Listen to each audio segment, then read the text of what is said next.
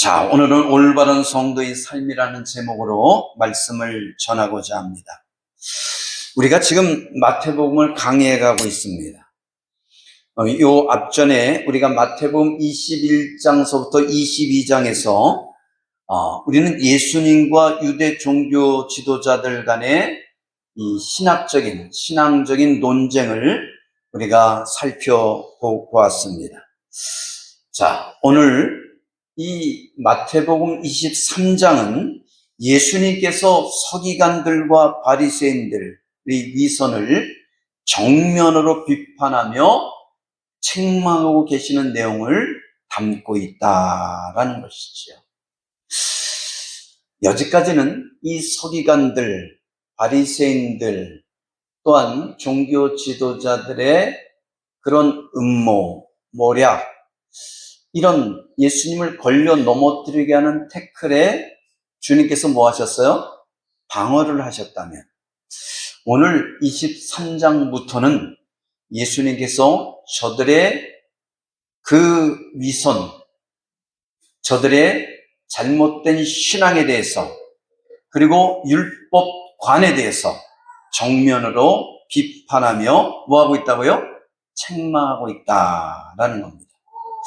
이 책망은 종교 지도자들이 누구보다도 하나님의 뜻에 뭐 해야 돼요? 순종해야 되겠죠. 그죠? 지도자들이 먼저 하나님 말씀에 순종해야 함에도 불구하고 그렇지 못한 것에 대해서, 그리고 이스라엘 백성들을 올바른 신앙의 길로 인도해야 되지만 오히려 백성들의 멸망의 길로 인도하는 이들의 그런 신앙의 잘못됨에 대해서 뭐 하고 있는 거예요? 책망하고 있다라는 것이죠. 말만 앞세우고 뭐가 없어요? 행위가 없는 정녕 이들의 잘못된 신앙에 대해서 주님은 이들을 책망하고 있는 내용을 23장에서 다루고 있다라는 것이죠. 그러면 본문에서 예수님은 서기관들과 바리새인들이 어떤 점을 책망하고 있는가? 그리고 이 책망하는 소리가 과연 저와 여러분에게 어떻게 들리는가?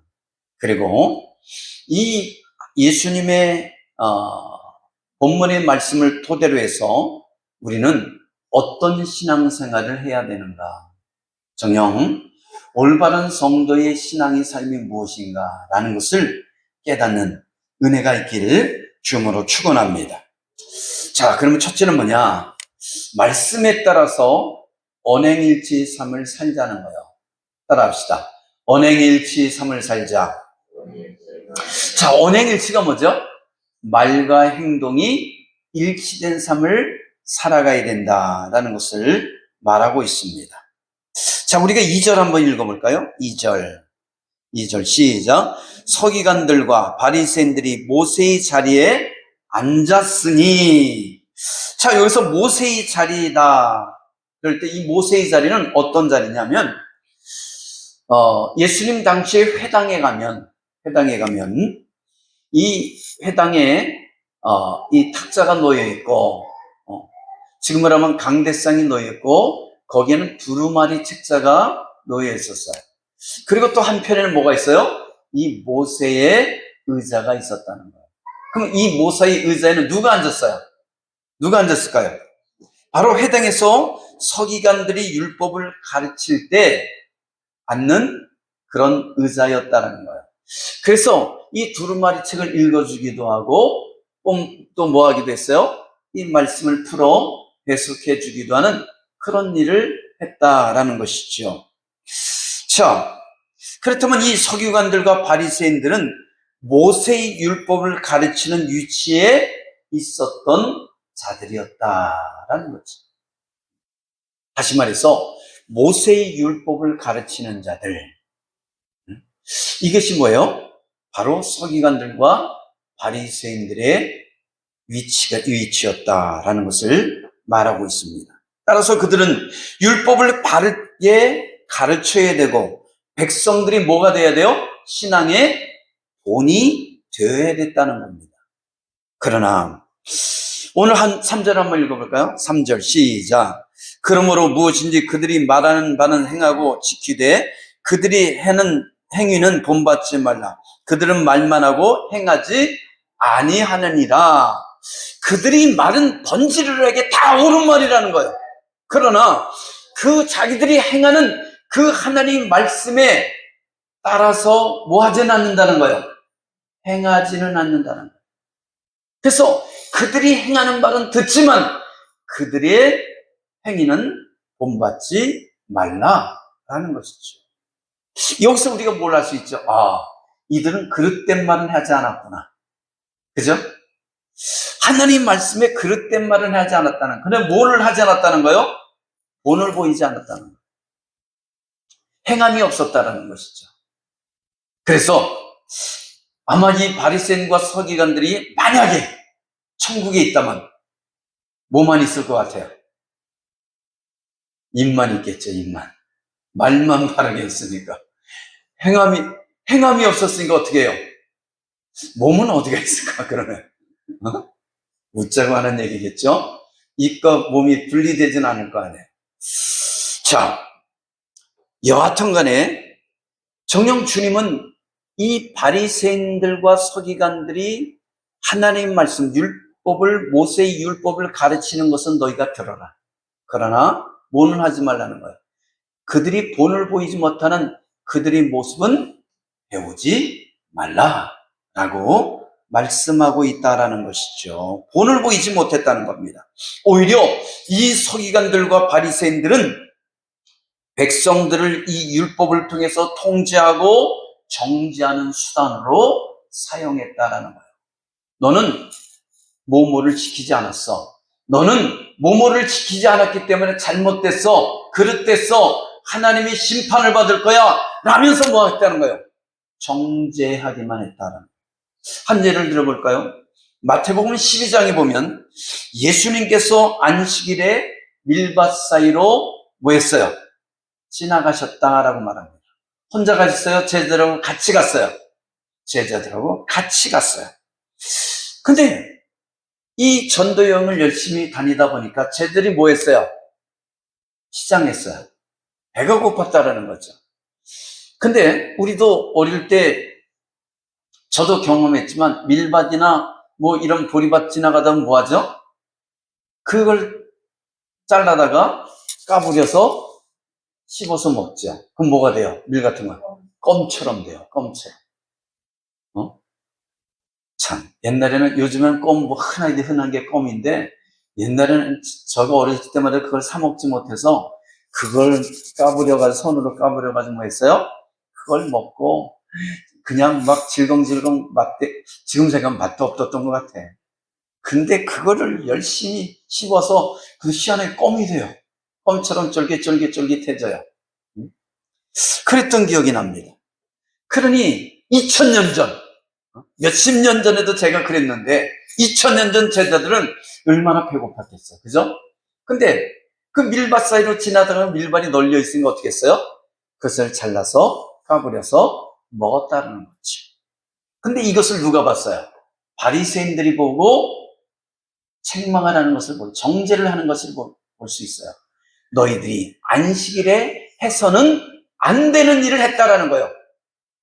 예수요, 선생이요, 당신의 제자들이 안식일에 해서는 안 된 일을 했습니다. 라고 정죄를 하는 것을 볼 수가 있다라는 거죠.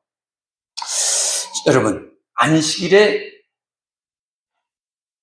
대한 규정이 뭐죠? 율법이 뭐예요? 우리가 10계명의 제 5계명을 보면 안식일을 거룩하게 지키라. 아니, 안식일을 거룩하게 지키라고 그랬지, 안식일에 이 밀 까먹는 것이 무슨 정죄가 되죠? 자, 하나님께서 안식일을 거룩하게 지키라 그렇게 말했으면 이제 이 서기관들과 종교 지도자들은 모여서 머리를 맞대는 거예요. 그러면 안식일을 거룩하게 지키는 것이 뭐냐? 그래서 거기에 규례를 만들기 시작하는 거예요. 첫째, 안식일을 거룩하게 지키기 위해서는 일을 하지 말아야 된다. 일을 하지 말아야 된다. 다시 말해서 노동을 해서는 안 된다. 노동 금지, 그런 거예요. 근데 이 제자들이 밀밭을 지나가다가 그 밀을 잘라서 먹은 것이 뭐 한 거예요? 노동한 거예요. 일한 거예요. 그렇기 때문에 뭐 한 거예요? 안식일을 범한 것이 됐다라는 거죠. 그렇게 세부 조항까지 규례를 정하다 보니까 정녕 이 율법에 몇 가지의 조항이 있는지 아세요? 613가지의 조항이 있어요. 근데 거기에 이 서기관들과 바리새인 종교 지도자들이 또 거기에 규례를 정했으니까 수천 가지가 넘겠죠. 그걸 다 지킬 수 있겠어요, 없겠어요? 근데 이 바리새인들은, 서기관들은 어땠다는 거예요? 이것들을 외우고 있다가 그것을 행하는 사람들에게 뭐 하고 있어요? 책망하고 정죄하고 있다는 거예요. 손가락질하고 있는 것을 볼 수 있었다라는 것이죠. 자, 사람이요, 정죄를 받으면 어떨 것 같아요? 당신 율법을 범했어, 안식일을 범했어 라고 종교 지도자들에게 이 정죄를 당하면 굉장히 불안하지 않겠어요? 야, 이러다가 하나님의 진노를 사는 게 아니야? 이러다가 하나님의 심판을 받는 게 아니야? 그죠? 응? 그런 불안감에 살게끔 했다라는 것이죠. 때로는 정죄라는 것은 필요합니다. 왜냐면 내가 잘못된 길을 계속 갈 때 정죄가 있으면 뭐 할 수 있어요? 아, 내가 잘못된 길을 가는구나 하고 돌이킬 수 있어요. 그러나 시도 때도 없이 정죄를 받게 되면 그것이 뭐가 돼요? 그걸로 인해서 내가 죄인으로 전락되는 그런 것이 될 수 있다는 것을 우리가 알아야 된다는 거죠. 그래서 그래, 나는 정죄받고 나는 하나님 앞에 죄인이니까 그래, 캔사라 캐세라, 내 멋대로 살 거야. 그러면서 막 끊어진 연처럼 날아갈 수 있어요, 없어요? 있지요. 자녀들도요, 교육하는데 때로는 채찍도 필요하지만 또 뭐도 필요해요? 당근도 필요한 거예요. 근데 너무 당근만 주면 얘가 완전 뭐예요? 아나무인격이 될 수 있죠. 그리고 너무 채찍만 때리면 어떻게 돼요? 얘가 곁길로 갈 수 있다는 거예요. 그렇기 때문에 이 채찍과 당근은 항상 적절하게 사용돼야지만 이게 자녀를 잘 교육하는 그런 방법이, 수단이 될 수 있다는 것을 성경 우리에게 말씀해주고 있다는 것이죠. 마찬가지예요. 이 율법을 잣대를 갖고 자꾸 정죄만 하기 시작하면 그 사람은 뭐 할 수 있어요? 아, 나는 죄인이구나. 그러면 완전 뭐예요? 어차피 죄인인 거, 어차피 지옥 갈 거 내 마음대로 살겠어. 이렇게 갈 수도 있잖아요. 그렇잖아요? 자, 바로 이 서기관과 바리새인들이 정죄를 일삼았다라는 거죠. 뭐를 가지고? 율법이라는 잣대를 가지고. 그들은 매정하게 죄들을 판단하고 정죄를 했습니다. 그랬더니 예수님께서 뭐라고 말씀하시죠? 너희는 성경을 읽어보지 못했느냐? 너희는 성경을 읽어보지 못했느냐? 다윗이 자기와 함께한 자들이 시장할 때, 배고플 때 하나님이 전에 들어가서 제사장 외에는 먹어서는 안 되는 뭐를 먹었어요? 진설병을 먹지 않았느냐? 그렇다면 뭐를 어긴 거예요? 율법을 어긴 것이잖아요. 율법을 어겼기 때문에 이 다윗과 그를 따르던 이 사람들은 어떻게 되죠? 하나님의 정죄를 받고 하나님의 심판을 받아야 되잖아요. 벌을 받아야 되잖아요. 그런데 다윗 성경 어디를 읽어봐도 다윗이 벌을 받았다는 내용이 있느냐 없느냐 라고 묻는 거예요. 있어요, 없어요? 없어요. 오히려 다윗은 하나님께서 그를 세워서 뭐로 세워줬죠? 이스라엘의 왕으로까지 세우지 않았냐는 거죠. 분명히 다윗은 제사장만이 먹는 질설병을 자기를 따르는 사람들과 먹었음에도 불구하고 그는 하나님의 진노를 받지 않고 심판을 받지 않고 오히려 이스라엘의 왕까지 하나님께서 세워주지 않았느냐? 라는 것이죠. 그럼 뭘 얘기하는 거예요? 그래서 예수님은 이후에 뭐라고 그러죠? 나는 제사를 원하는 것이 아니라 뭐를 원하노라? 자비를 원하노라. 사랑을 원하노라. 라고 말하고 있는 거예요. 배고픈 자에게는 뭐를 주는 거예요? 떡을 줘야지. 배고픈 자에게 아무리 잘못했다고 이 채찍을 가해도 그에게는 아무 소용이 있어요, 없어요? 없다라는 것을 말하고 있다는 거예요. 그러면서 이게 무슨 뜻이죠? 배고픈 자에게는 떡을 주라는 거예요. 배고픈 자에게 떡을 나눠주는 거예요. 우리가 잘 알고 있는 그 영화, 소설 중에 장발장 있잖아요. 장발장이 별것도 아닌 것들 가지고 잡혀서 어디를 가죠? 교도소를 가서 너무나 억울한 옥살이 하는 것을 볼 수 있잖아요. 이유는 뭐예요?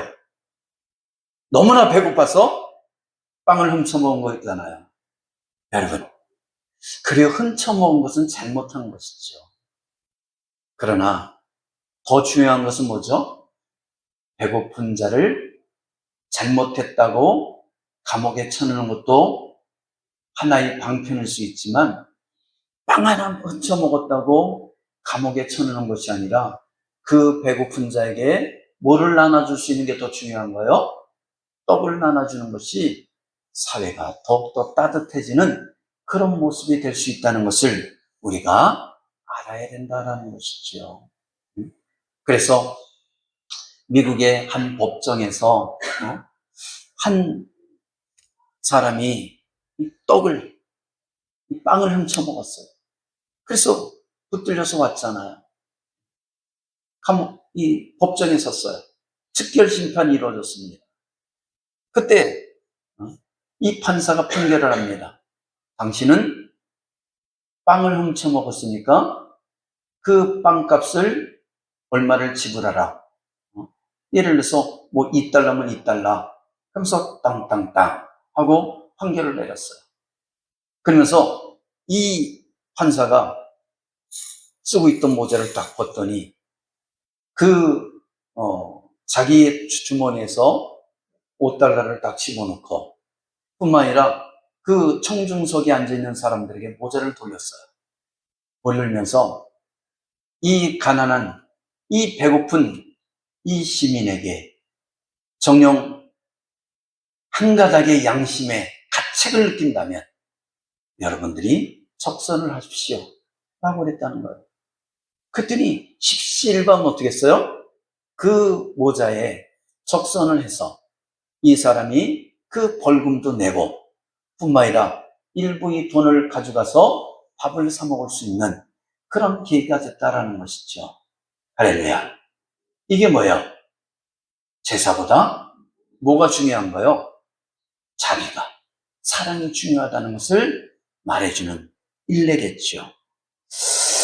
자, 뿐만 아니라 또 예수님은 뭐라고 얘기하죠? 인자는 안식일에 뭐라고 말씀하세요? 주인이다. 인자는 안식일의 주인이다. 예수님이 안식일의 주인이라는 거예요. 근데 주인이 밀밭에서 밀을 잘라먹는 쟤들 보고서도 가만히 있었어요. 그죠? 근데 객이 나타나서 뭐라 그래요? 안식일에 해서는 안 되는 일을 했다라고 정죄를 하고 있다는 거예요. 여러분, 이것을 우리는 고사성어에 뭐라 그러죠? 4글자로 주객전도라고 그러는 거잖아요. 주객이 바뀌었어요. 주인이 괜찮다고 눈 감고 있는데 객이 나타나서 왜 밀밭에서 밀을 따먹느냐? 왜 안식일을 거룩하게 지켰는데 안식일에 노동을 했느냐? 그러면서 뭐하고 있는 거예요? 책망하고 있다라는 것이죠. 여러분, 우리는 주님을 앞서가서는 안 돼요. 주님이 괜찮다 그러면 괜찮은 거예요. 하나님이 괜찮다 그러면 괜찮은 겁니다. 근데 내가 하나님을 앞서서 내가 하나님을 뛰어넘어서 안 됩니다. 그러면 돼요, 안 돼요? 안 된다는 거예요. 그것이 더 안 된다는 거예요. 근데 요즘에 그러는 사람들이 너무나 많아요. 성경이 가는 것만큼 가고 성경이 멈추면 멈추라고 깔려는 얘기하고 있는데 우리는 성경을 뛰어넘어서 내 마음대로 내 뜻대로 내 멋대로 해석하고 분석하고 판단하는 어리석음을 범하고 있다는 거예요. 누구처럼? 서기관들과 바리새인처럼. 그래서 예수님께 3절에 얘기하는 거예요. 바리새인들이 말하는 바는 행하되 그들이 행위는 본받지 말라. 본받지 말라는 거예요. 여러분, 우리가 22장에 배웠잖아요. 22장 34절로 39절이면 어느 계명이 더 큽니까? 라고 묻잖아요. 종교지들이 나와서 어느 계명이 더 큽니까? 라고 물었어요. 사두개인들이 나와서. 그때 예수님께서 뭐라고 말씀하십니까? 내 마음과 목숨과 뜻을 다해서 하나님을 사랑하고 그 다음에 누구를 사랑하는 거예요? 이웃을 사랑하라. 여러분, 하나님을 사랑하고 이웃을 사랑하는 것이 가장 큰 계명이라는 거예요. 할렐루야. 그러니까 우리나라에도요, 모든 나라에도 심판에는 몇 번을 하죠? 1심이 있고 2심이 있고 대법이 있잖아요. 3심이 있잖아요. 그러면 어디 판결이 가장 효력을 발휘하는 거예요? 1심이요? 아니요. 불복해서 2심 가면 2심 판결이 더 권위가 있는 거예요. 그래서 2심도 불복하면 어떻게 해요? 대법까지 가서 판결을 하죠. 근데 대법원에서 땅땅땅 판결이 나면 최종 판결이 되는 거예요. 1심을, 2심을 뭐 할 수 있어요? 뒤집을 수 있는 것이죠.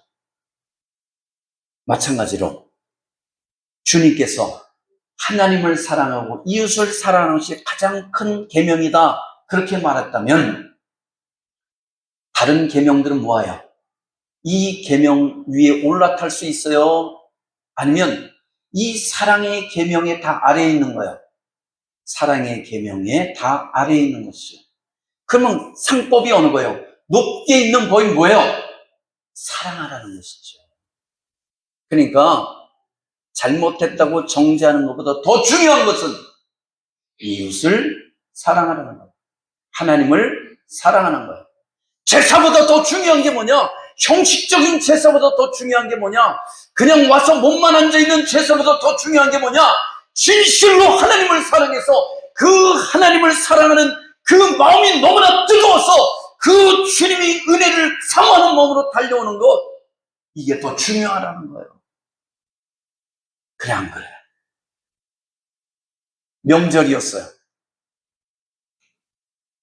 그냥 명절이 되니까 을에 부모 집을 찾아가서 그냥 떡값 던져주고 왔어.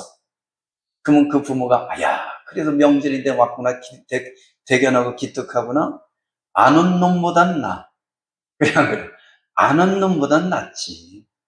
근데 그거보다 더 부모가 원하는 게 뭐죠? 부모가 보고 싶어서, 엄마 아빠가 보고 싶어서 그냥 뭐 없으니까 빈손으로 올지라도 엄마가 해주는 그 따뜻한 밥 맛있게 먹는 거, 그러면 어떻게 해요? 엄마는 죽으라고 이래서 다 해줘도 그 자식이 맛있게 먹는 것만 봐도 뭐예요? 행복한 거 아니에요? 행복한 거 아니에요? 하나님도 마찬가지예요. 우리가 하나님을 사모하는 마음으로 하나님 앞에 나와서 그 하나님 앞에 내 마음과 목숨과 뜻을 다해서 예배를 드릴 때 하나님은 우리에게 모든 것을 다 내주지만 주님을 사랑하는 마음으로 드려지는 그 예배 속에서 하나님은 더 기뻐하시는 거예요. 다 주면서도. 할렐루야. 그렇습니다. 우리 신앙은 어땠습니까? 언행에 일치하고 있습니까? 성경 말씀을 따른다면서 바리새인들처럼 내 멋대로 내 입맛대로 성경을 해석하고 있습니까? 그리고 남을 정죄하고 있습니까? 이건 잘못된 신앙이라는 거예요. 마음 따로 몸 따로 신앙생활을 하고 있다면 이것도 문제인 것이죠. 마음과 몸이 일치하는 그런 신앙이 되어야 된다는 거예요. 주일의 주님은 누구시죠? 예수님이시죠. 근데 예수님이 없는 신앙생활 어떤 것 같아요? 이 앙코 없는 빵이잖아요. 앙코 없는 빵이잖아요. 미국에 이 사업가가 출장을 갔어요. 출장을 가서 가까운 교회가 있기에 예배를 드리러 갔습니다. 근데 이 사업가는 흑인이었어요.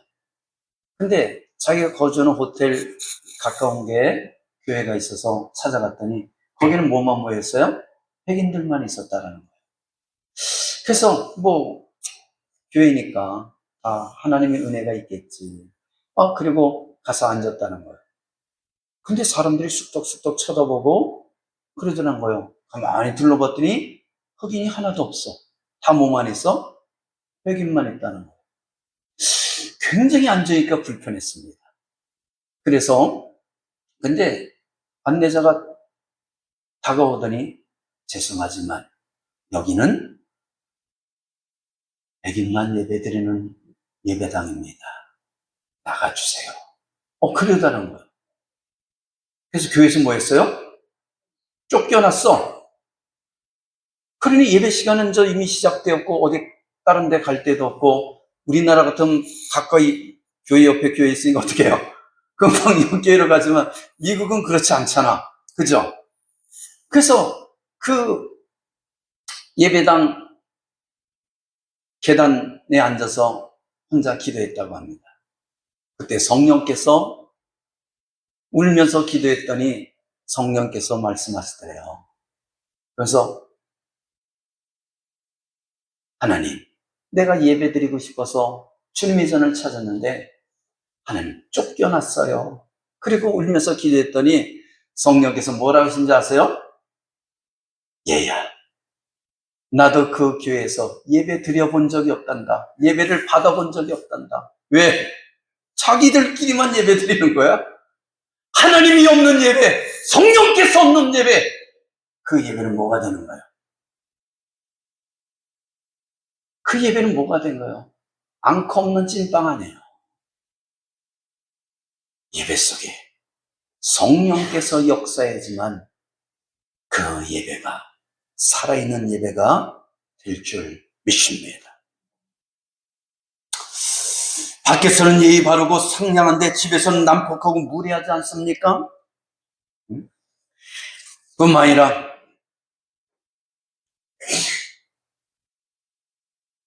우리가 이 디모데전서 3장에 보면 감독과 집사의 직분에 대해서 나오고 있어요. 어떻죠? 책망할 것이 없으며 한 아내의 남편이 되며 절제하며 신중하며 나그네를 잘 대접하며 가르치기를 잘하며 술을 즐기지 아니하며. 이 말 때문에 가톨릭은 그 신부들이 술을 마셔요. 술을 즐기지 않으면 돼. 그러니까 적당히 마시면 된다는 거 안 된다는 거예요. 된다는 그런 뜻으로 해석해서 마시는 그런 일례가 있죠. 구타하지 아니하며 오직 관용하며 다투지 아니며 돈을 사랑하지 않으며 자기 집을 잘 다스려 자녀들을 모든 공손함으로 복종하게 하는 자라야 한다. 그러면서 가로를 열고 무슨 말을 했냐? 사람이 자기 집을 다스릴 줄 알지 못하면 어찌 하나님의 교회를 돌보리요? 그렇게 말씀하고 있어요. 고사성어에 이게 있죠. 가정을 잘 다스려야지만 교회를 돌볼 수 있다. 가정을 잘 다스려야지만 나라를 잘 다스릴 수 있다. 더 설명해줘야 돼? 뭐죠? 수신제가 지구 평천. 그게 성경에도 있는 얘기예요. 그게 성경에도 있는 얘기입니다. 이게 돼야지만 뭐가 돼요? 나를 출신을 하고 그리고 가정을 돌봐야지만 모두할 수 있다는 거예요. 교회에 덕을 세울 수 있다. 교회를 돌볼 수 있다라는 것을 말하고 있다라는 것이죠. 그렇습니다. 경건의 모양은 있지만 경건의 능력을 상실한 신앙 예배생활을 하고 있지 않은가 나를 돌아보시길 바랍니다. 정녕 내가 예배는 예배 식순에 맞춰서 그냥 신앙 진행되면 끝이라고 생각하는 그런 마음이라면 우리는 잘못된 신앙생활을 예배생활을 하고 있다라는 거예요. 좀 전에 얘기했지만 주님을 너무너무 사랑해서 그 주 앞에 나와 내가 산제물이 되어서 내가 산제사가 되어서 드려지는 예배, 그 예배 속에서 하나님께서 영광을 받으신다는 걸 깨닫길 바랍니다. 할렐루야.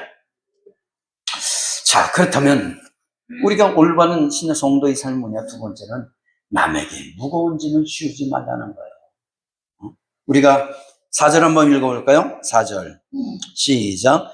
또 무거운 짐을 묶고 사람의 어깨에 지우되 자기는 이것을 한 손가락도 움직이려 하지 아니하며 라고 말합니다. 그러니까 다시 말해서 무거운 짐을 지게 했다. 소에게는 뭘 지게 하는 거예요? 멍에를 지게 하는 거죠. 때로는 소에게는 멍에가 필요해요. 일할 때는. 그러나 밭일이 끝날 때는 그 멍에를 뭐 해줘야 돼요? 끌어줘서 쉬게 해줄 줄 알아야 되죠. 정녕 이 팔레스타인 지역에서는 짐을 옮기는 그런 짐승이 뭐죠? 어떤 짐승입니까? 뭐 나귀, 그죠? 그런 말, 뭐 이런 것들이 있죠. 약대, 뭐 이런 것들이 있습니다. 거기에 무거운 짐을 실었어요. 그러면 대부분의 이 나귀나 약대 주인은 어떻게 하죠? 그 나귀 짐을 싣고서 그 목줄을 잡고 끌고 가죠. 그죠? 근데 이 잔인한 나귀 주인은 어떻게 하죠? 짐을 잔뜩 싣고 그 나귀에 또 타. 그럼 뭐 하라는 거야? 너 한번 죽어보라 라는 심지어 아니에요. 너 한번 죽어봐. 바로 그 얘기하는 거예요. 무거운 짐을 묶고 사람이 어깨에 쥐었는데 이 바리새인과 서기관들은 뭐 한다면 손가락 하나 까딱하지 않는다. 방금 밀밭 비유를 들었지만 율법이라는 잣대에 규례라는 것들 포함시켜서 백성들은 뭐예요? 옥지였다라는 거죠. 무거운 율법이 짐을 쥐어줬어요. 근데 자기들은 손가락 까딱가 하지 않는다는 것은 뭐예요? 그냥 자기들은 편한 대로 살면서 자기가 갖고 있는 지식을 활용해서 괜히 유대인들, 그 무지한 백성들만 뭐 하는 거예요?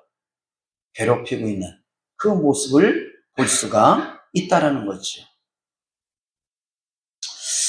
그렇습니다.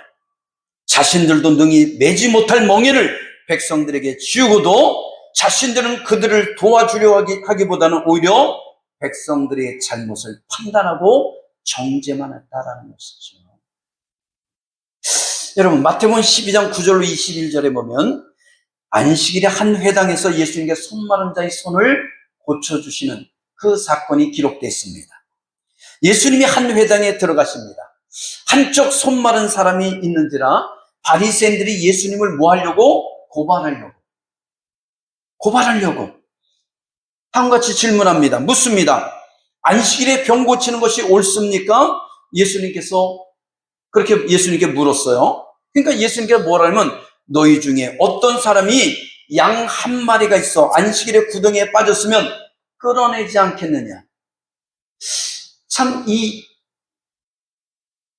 바리새인들은 서기관들은 이 율법을 제정할 안식일을 거룩하게 지키라 그럴 때 거기에 규례들을 막 달았는데 안식일에 일하지 말 것, 안식일에 불 피지 말 것, 안식일에는 여기서부터 몇 킬로만 이동할 것 이런 것들이 다 규정돼 있어요. 그러다 보니까 물건을 사서도 안 되고 모두 해서도 안 돼요. 뿐만 아니라 안식일에 뭘 해서도 안 되는 거예요? 병을 고쳐서도 안 되는 거예요. 이게 뭐가 되는 거예요? 일하는 거니까, 노동하는 거니까 안 된다는 거예요. 근데 참 희한하죠? 사람이 병을 고쳐서는 안 된다고 말하면서 양이 구덩이에 빠졌을 때는 건져내도 된다라는 거예요. 그러면서 주님께서 뭐라냐면, 정녕 양이 구덩이에 빠졌으면 너희가 건져내지 않겠느냐, 끄집어내지 않겠느냐. 그런데 생각해보자는 거예요. 사람이 양보다 더 귀하지 않느냐? 사람이 양보다 더 귀하지 않느냐? 근데 사람이 지금 병으로 고통하고 있다면 양도 구해내는데 그 사람을 고치는 것은 너무나 당연한 일이 아니냐? 라고 말하고 있는 거예요. 그러니까 이 유대인들은, 이 종교 지도자들은 이 안식일을 자기들의 입맛에 맞춰서 뭐 하는 거예요? 규례를 정하고 그렇게 해석해 가기 시작했다라는 것이죠. 근데 예수님이 보는 관점에서는 잘못됐다는 거예요. 너희들이 해석하는 방법이 잘못됐다는 거예요. 성경을 해석하는 방법이 잘못됐다는 거예요. 양은 구덩이에서 구해내면서 정녕 평생 손 말라서 손을 쓸 수 없으며 고통하는 저 환자는 고침은 왜 안 되느냐는 거예요. 돼야 안 돼요? 돼야 안 돼요? 되는 거예요. 돼야 된다는 거예요. 주님은 말씀하네요. 된다라는 거예요. 그래서 그 손 마른 자를 부릅니다. 일로 와라. 손을 내밀라. 손을 만졌더니 어떻게 했더라? 마른 손이 펴졌더라. 고쳐졌더라. 라고 성경은 말하고 있는 줄 믿습니다. 할렐루야. 그러면 안식일에 병을 고치는 것이 옳아요, 틀려요? 옳다라는 거예요. 그래서 주님 뭐라고 말씀하십니까? 안식일에 선을 행하는 것이 옳으니라. 옳다라는 거예요. 여러분, 여기서 바리새인들의 문제점이 뭐예요? 남의 인생을 가지고 장난을 치고 있다는 거예요. 남의 인생을 갖고 장난을 치고 있어요. 왠지 아세요? 예수님을 고발하려고 평생 손 말라서 손을 사용할 수 없어 고통하는 이 환자를 가지고 뭐하고 있습니까? 손을 고쳐야 되냐, 고쳐서는 안 됐냐 하고 뭐하고 있어요? 질문을 던지고 있다는 거예요. 한번 생각해 보세요. 이 손 마른 자는 이 손을 사용할 수 없는 것 때문에 평생 뭐하고 있어요? 고통하고 있잖아요. 근데 이 바리새인들은 그 사람을 가지고 뭐하고 있어요? 예수님에게 지금 고발하기 위해서 장난을 치고 있는 거예요. 이 손 마른 자의 손을 치료해야 됩니까? 말아야 됩니까? 안식일에. 한 사람의 인생을 갖고 뭐하고 있어요? 장난치고 있다는 거예요. 얼마나 몹쓸 자들이냐는 거예요. 뿐만 아니라, 그래서 이런 속담이 있더라고요. 남의 소에 멍에를 메어 제 밭을 간다라는 속담이 있대요. 남의 소에 멍에를 메고 제 밭을 간대요. 자기 소야, 남의 소야? 남의 소를 갖고 자기 밭을 가고 있다는 거예요. 근데 이게 무슨 뜻이냐면 남의 것을 가지고 자기 이익을 챙긴다라는 거죠. 다시 말해서 손 마른 자의 그 고통을 이용해서 자기의 뭐를 챙기고 있는 거예요? 이익을 챙기고 있는 이 서기관과 바리새인들을 지금 뭐하고 있어요? 책망하고 있는 거예요. 또한 뭐가 있습니까? 남의 생명을 자기들이 뭐하고 있어요? 좌지우지하고 있다는 거죠.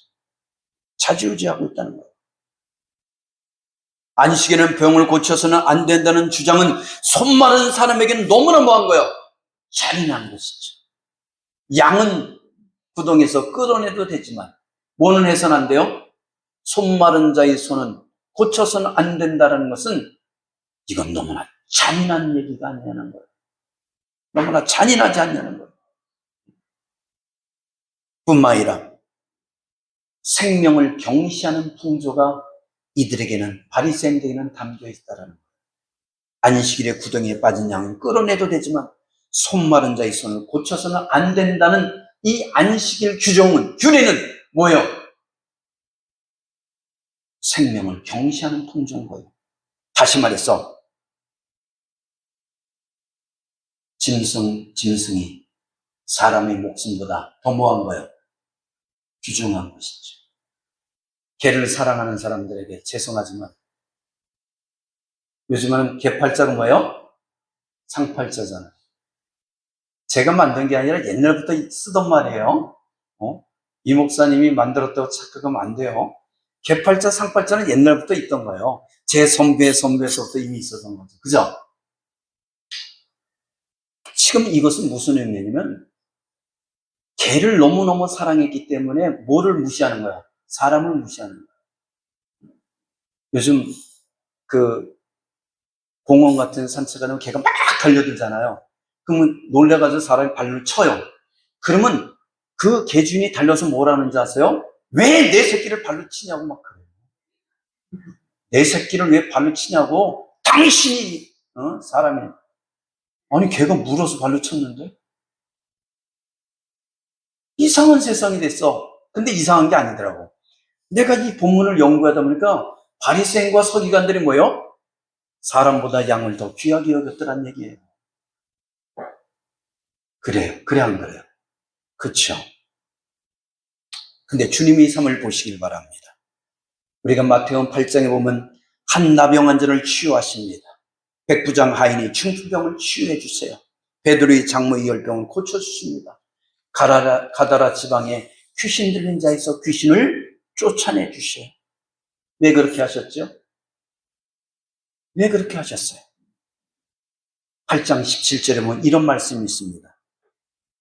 예수님은 우리 연약한 것을 친히 담당하시고 병을 짊어주셨도다.